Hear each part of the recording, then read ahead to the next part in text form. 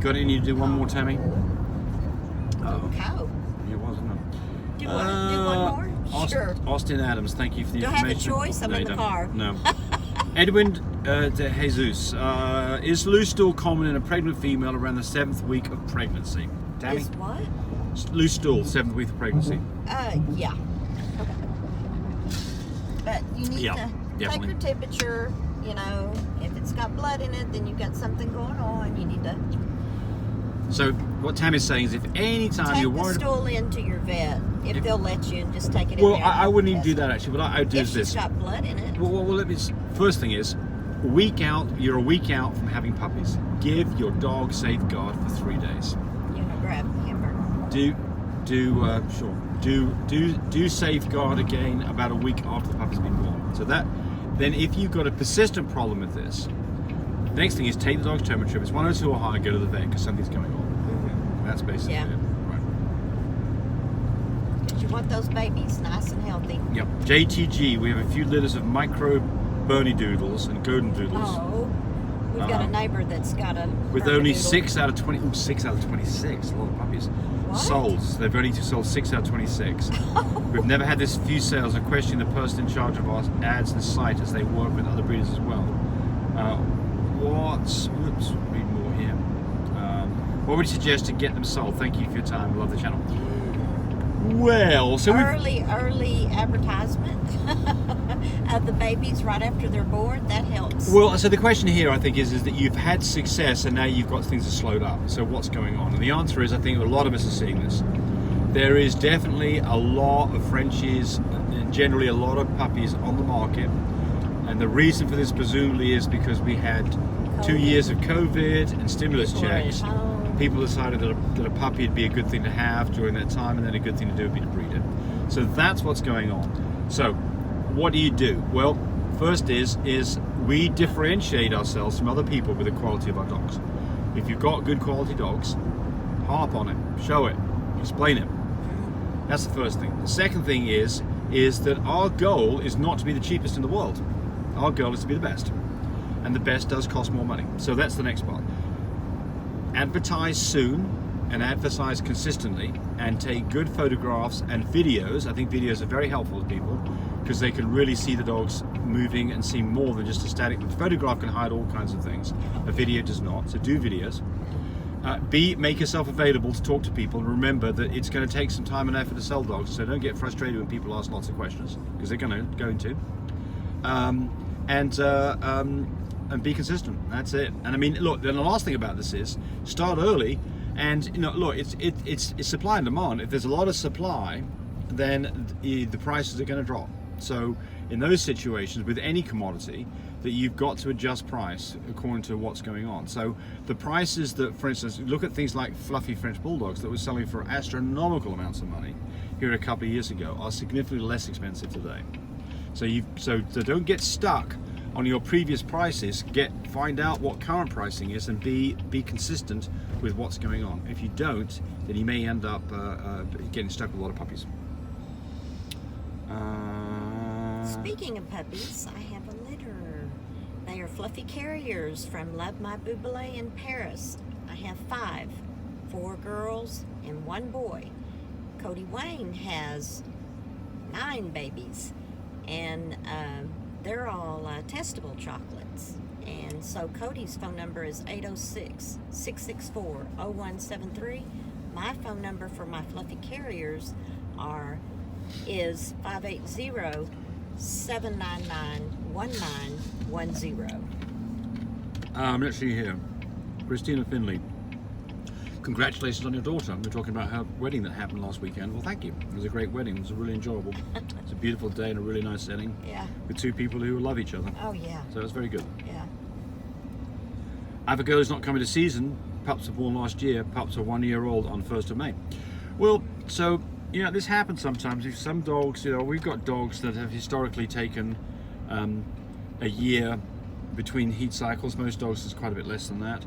Could be experiencing a silent heat and not realize that it's happened is another possibility as well.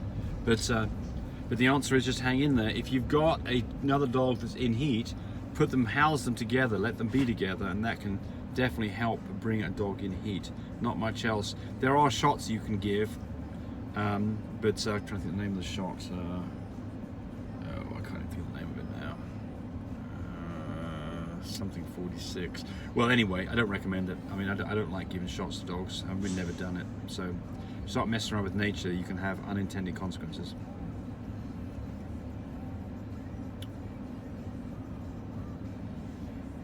Someone's saying thank you for the videos. Generally, you're welcome. I hope you enjoy them. Jennifer Biggs, I need information on breeding a male fawn to a female brindle. I've been taking notes for 3 hours. I got everything except fawn to brindle breeding. So what happens here? So the answer is a fawn dog does not have a copy of brindle, so she can't give brindle out. The brindle dog's probably got 1 copy of brindle, because most brindle dogs only have a single copy, in which case they give it out to half their puppies. So that being said, you'd expect to get a litter on average of half fawns and half brindles, because a single copy of brindle will show. I'm gonna step out the door to order this, so Okay. they don't hear me ordering. You two are awesome. This is Dean's French Bulldogs.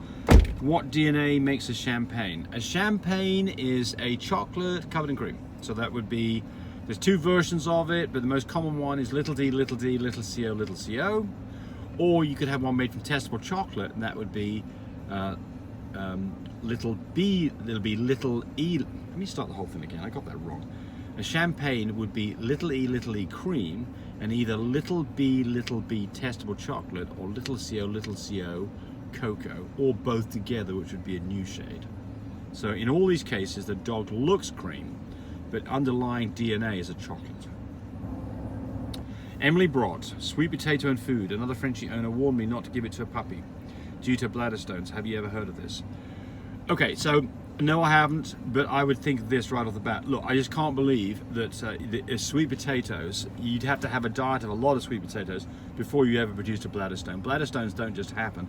They take a long time. In humans, typically you have to get till you're 40, 50, 60 years old before people suffer from bladder stones. So there's not something that is, I mean, certainly some foods can bring on bladder stones in humans, and consequently certainly can bring on bladder stones in dogs. And I think there are certain puppy foods that I can't remember what brands, that have a more tendency to produce those kind of things. But it's not something that's going to be brought on really quickly, I think. So I think that that's probably a bit of misinformation. Christina Carey. See if Tammy can answer this one. Christina asks, what's your opinion on micro mini Frenchies? So the first question would be, what do you consider a micro mini Frenchie? What do you consider a micro mini Frenchie? Well, I've seen some of them at 12 pounds and sub 15 pounds, yep. And 16 pounds. But be careful, make sure their little spines are. Okay, so the first thing is so we're considering a micro mini Frenchie to be a dog that's 16 pounds or less. Right. Could they be used in a breeding program as a tool to shorten and compact dogs we have now? So the answer to that is yes. Now here's the problems that you run into. The first thing with a stud dog.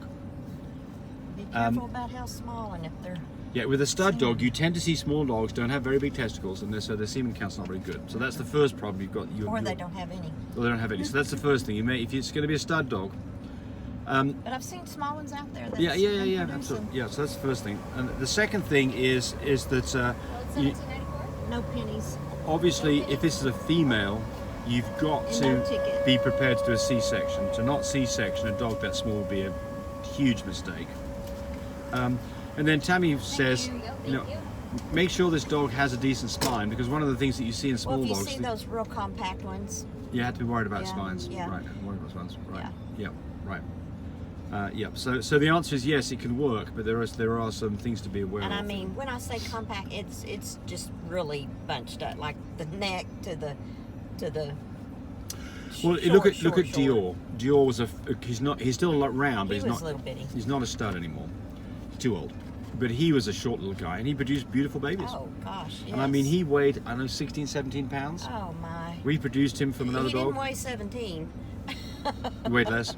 Yeah. Yeah, he was a very small dog, and he was very successful, and he had decent sized litters, And he had. he didn't produce problem dogs either. Yeah. So he had a lot of offspring. His spine was good. Yep. His tongue stuck out, didn't it? He had that room in his body. From his daddy. daddy. It was from Yeah, Bolt. It yeah. was Daddy Bolt. That's Bolt. right. Your Daddy Bolt. Yes, Oh, he's Daddy got his tongue Bolt was and he's always champion. staying out to the side like that. So that's AKC dog. Yep. Yeah, he was pretty. okay. French Bulldog coat color genetics, Biener Schnitzel. So somebody's asking, that's the name. Beaner Snitch. I was if- like, what? if this dog is little b, little b, little d, little d, little e, little e, what is that? That would be, you could call it a platinum. If it was little co, you would definitely call it a platinum, but you'd call that an Isabella platinum because of the versatile chocolate. Yep. Whimsy's that. My chocolate Shih Tzu has red eye glow. Well, if it was a Frenchie, we'd definitely say that that would be a chocolate dog. I don't know about Shih Tzus, but very likely the case too. Put that in your door, please. Thank you. Thanks. El Cuckoo. So they call That's me. James. Yeah, exactly. Cuckoo Yeah. chopping. Yeah. Oh, cuckoo chopping. What's the word for crazy in Loco. Loco, yes. Loco cuckoo. Yeah. So that's mean. Is it okay to breed two dogs that have the same parents, both from a different litter? Well, let me ask you this: Is it okay for you to breed your sister because she's from a different litter, same parents but a different litter, right? Would you? I know ethically you don't And do I know this. my fries were supposed to be burnt.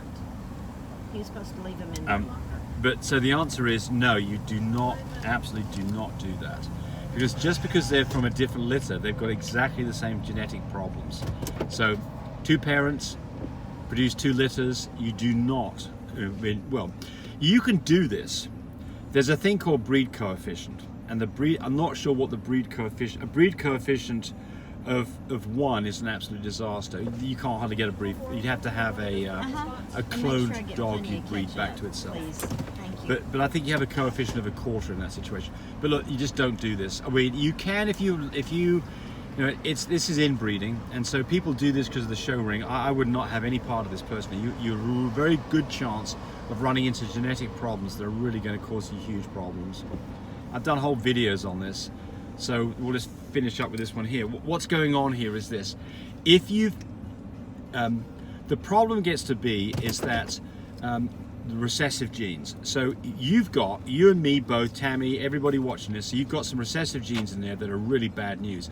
But since they've only got a single copy, they don't manifest themselves, and so you don't suffer from that.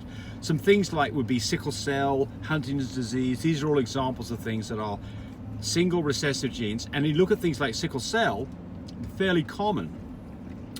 If you get 2 copies of the sickle cell trait, then you have huge problems. So if you've got 2, so you run into this problem where you don't have genetic diversity when you've got 2 dogs that came from the same parents. And so it's very likely that they've both picked up a recessive gene, and because you've got the same parents, and then when you put those 2 dogs together, a puppy then gets 2 copies of the recessive gene, and it got bad consequences. And I think one of the things that I read is the most common thing in humans on recessive genes is not spina bifida, but I can't think of the name of it. People have spine problems. Can you think of the name of it, Tammy? No. Oh, it's pretty You're common. asking me. But people have problems that they develop later on in life and they get really bad for them. Oh, Yeah, come on, you had it until you tongue, didn't you? Well, anyway, whatever that is. So anyway, but Scoliosis. Scoliosis, exactly. Scoliosis can be a problem. So but there's a whole. I mean, there is so many recessive genes out there in the population that typically the chances of you getting them, in humans is something like 1 in 10,000 that you suffer from it. But if you start look at the royal the Habsburgs, where to preserve their royal lineage, their cousins and uncles and were breeding together to keep their royal lineage, they had huge problems, and it eventually wiped them out. So think twice about this. Maybe you've got a good reason to do it, but have a good reason. If you don't have a good reason, absolutely don't do it. Well, there we go. There's 40 minutes used up. Thanks for watching, everybody. bye. Bye-bye. Thanks for watching the video. I really appreciate people who subscribe to me. It helps me, encourage me to do more of these videos. But do remember, disclaimer here, I am not a vet. I'm not a licensed medical professional. I'm purely a person who's been breeding dogs for the last couple of decades. Any information that you got from this video, use at your own risk. There's nothing implied here, and certainly this should not be used as a substitute for advice from your veterinarian or your medical professional. I hope you enjoyed the video. Come back for more of them. Bye.